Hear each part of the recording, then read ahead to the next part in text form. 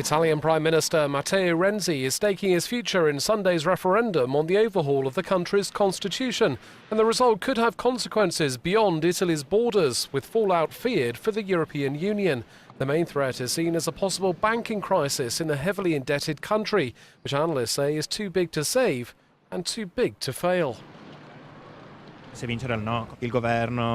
the no wins, the government will lose legitimacy and the opposition will gain power, says this Italian who works in Brussels.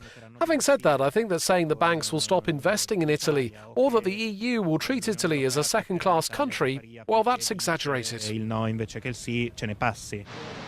Italian banks hold some 360 billion euros of bad loans. Many lenders are financially shaky, and political instability could put off investors. It's feared too that a no vote could feed into nationalism and populism. A victory of the no would fit in a big trend towards the emergence of nationalistic, protectionist and populist forces, he says, in several Western democracies, as a result of the globalization in which the victims vote for extremist and nationalist parties.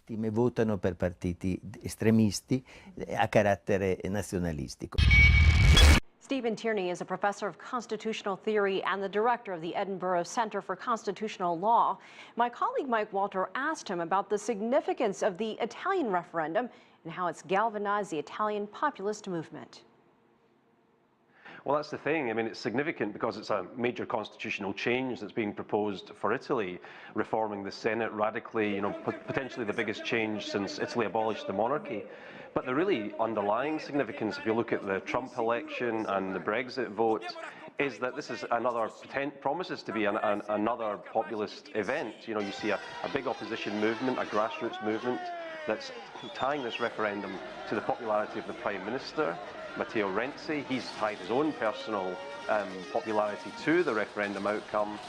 It'll be interesting to see how many people actually vote on the constitutional issue and how many people vote in a protest way to say, we don't like this establishment, we don't like the way this has been stitched up, and we see a pattern that we've been seeing in America and the UK.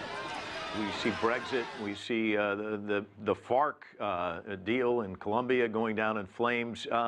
They've kind of backfired on government, so why would government still use them?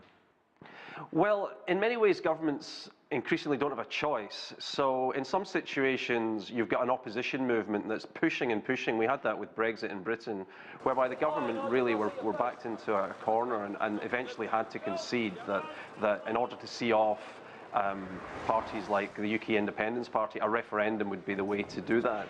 Governments also use them when they don't want to make a decision themselves. This could go wrong, so if we let the people vote on it and it all goes wrong, the people have only got themselves to blame.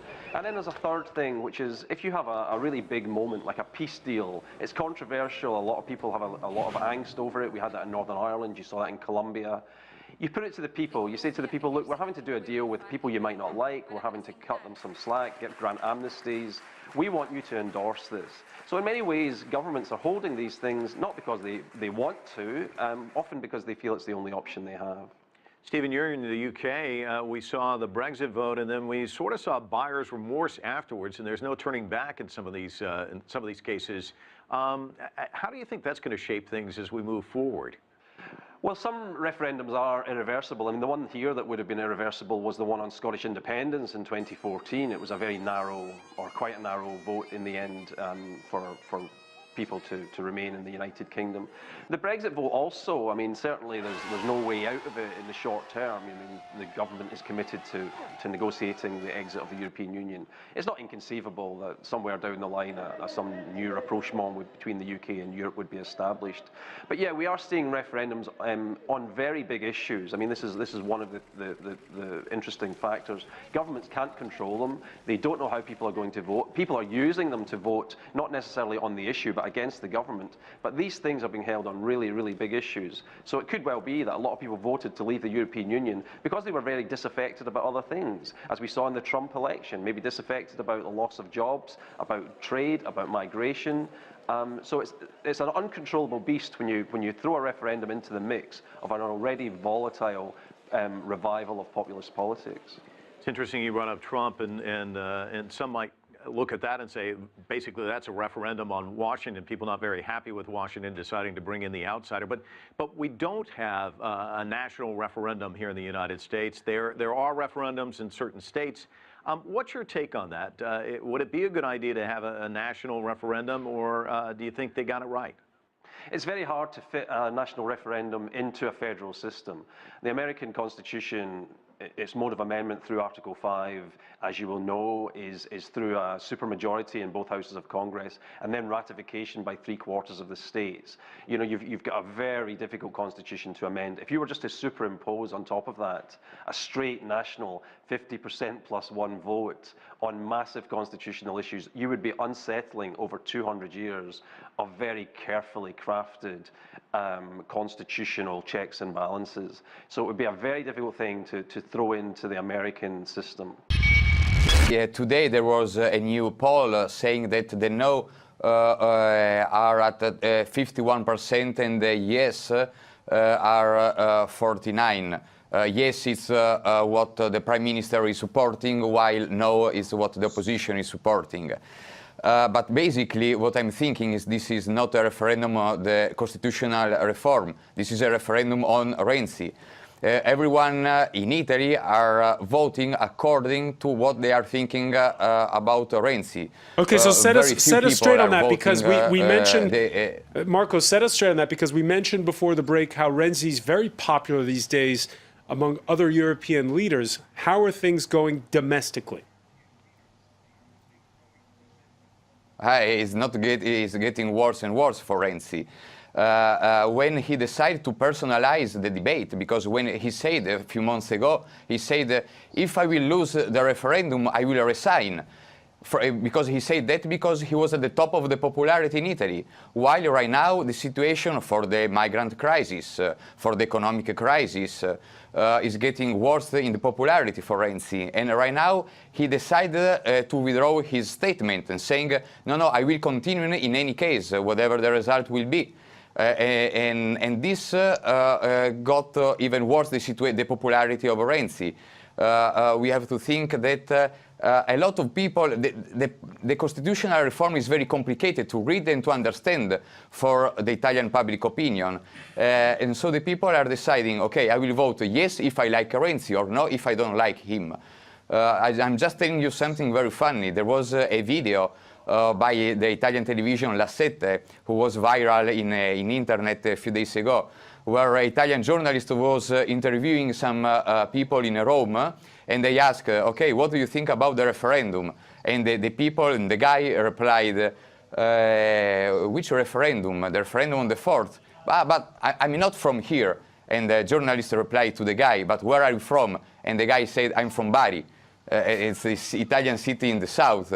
Just to let you know that this referendum is on one side is popular among some technicians and is not popular at all among the Italian public opinion. So Renzi has really to increase his campaign this last month. Reducing the Senate seats by 2/3 is just one of the pieces. Just spell out for us what else is in this referendum. Well, basically, the referendum is to get rid of the twin chambers constitutional system. Because the lower and upper house do exactly the same thing. But not only the laws voted by the Senate and the chamber, but the government has to call to the confidence of both chambers. So when you can have the approbation of the chamber, the deputy chamber, and then you have to call the confidence of the Senate. And maybe the two chambers are not on the same of the same advice. So one government could be repealed by the Senate or the chamber. But with the new system, the Senate doesn't have the possibility of repealing the government. And so I think it's a way to simplify the constitutional system, to reduce the risks for the government, and to stabilize the political situation of Italy. Yoram Gutgelt, does Italy's system need stabilizing? You've had a pretty stable government since 2013. Well, Italy has had, over the last 70 years, 63 governments. And the problem, which was just mentioned, is that the two houses have different electoral laws and also different electoral base. You can vote to the Senate only if you're above 25 years old, whereas you vote to the lower house at 18. Which creates a situation whereby inevitably the two houses have different majorities. That makes it very difficult for any government to take forward decisive moves to agree with the citizens, with the voters on a program and carry it forward. Therefore, this is a fundamental change to ensure that Italy, that needs major structural reforms, will continue doing those reforms in years to come. But the criticism leveled at the government is that it concentrates too much power in the hands of the Prime Minister. It doesn't at all. The constitutional reform does not change the powers of the Prime Minister. And mind you, the Prime Minister in Italy has less powers than in other countries. For instance, he does not nominate and he cannot fire the ministers. They are nominated and can be fired by the President of the Republic. So, and none of that has changed. So the accusations of changing the powers of prime ministers are simply not based on facts. Francesco Saracino, you for or against this constitutional reform? Well, I'm a private citizen, so my opinion counts. I mean, I'm not an expert on constitutional law. I believe that this reform is not going to be fundamental for the Italian political system. Italy has had many governments, 60 and something in 70 years, not because of its institutions. It's because of its political fragmentation. And that political fragmentation is not going to disappear only because you change the rules of the game. We have a problem here. The problem is that populism, even if I don't like to use that word in a negative accession, is on the rise. We'll see later. We have a member of the Five-Star Movement who's going to join us. And this is not something you can stop simply by tampering with the rules of the game. But do you agree? But hang on a sec, Francesco. This idea of two chambers that do exactly the same thing, Italy's unique in that respect. Italy is maybe unique. Do you need that? Italy also has a long history of men of the providence, and so it has built in its own system since the 40s a sort of heavy checks and balances that prevent a single man who happens to come to the power to do whatever he or she wants. We had a few of them, and I always ask the question, what would have happened with Berlusconi in power and the institutions we are going to vote? The Italian system more or less survived Berlusconi thanks to its institutions. So I do believe that this is not a big obstacle to the approval of laws. Actually, lots of people say that Italy, like France, has too many laws, not too few. And it's not a solution to the problem of political fragmentation of our system, which is huge, and it's not going to disappear on December 5th. This morning, Italy's Prime Minister Matteo Renzi made sure of at least his own vote. He wants more powers for the central government. What a risk he's taken. Remember what happened to the last European Prime Minister who called a referendum. Matteo Renzi doesn't want to follow David Cameron into defeat and resignation. In Italy, the No campaign is led by this man, the former comedian Beppe Grillo. He heads the populist Five-Star Movement and also finds time for the piano. Five-Star sees itself as part of the populist tide which has risen in the West. Beppe Grillo wants to get rid of Renzi, win the next election, and then rethink Italy's own relationship with Europe. And that's why there's so much at stake in this particular vote. Right now, Italians are struggling to get by. Matteo Renzi says that a yes vote will make it easier for him to carry out reforms. The opposition says no. Prime ministers mustn't hoard power. Today, Italians have had to pick a side. Actually, it took a long time for me to decide. I considered both yes and no options, and I changed my mind quite many times, actually, but in the end I decided for no. We've been stuck for too long. We need this reform. I hope it passes, also because I really like our Prime Minister. The result of this referendum will set this country's direction. A win for yes will keep the pro-EU government of Matteo Renzi in place. A win for no may bring about a period of uncertainty, both for Italy and the European Union. Matteo Renzi's grand plan to modernize Italy met with defeat. And as promised, he's calling it quits. The next step now is mine. Tomorrow I will hold the ministers' meeting. I will thank my colleagues for their extraordinary support. And I will go to the presidential palace to inform the President of the Republic of my resignation.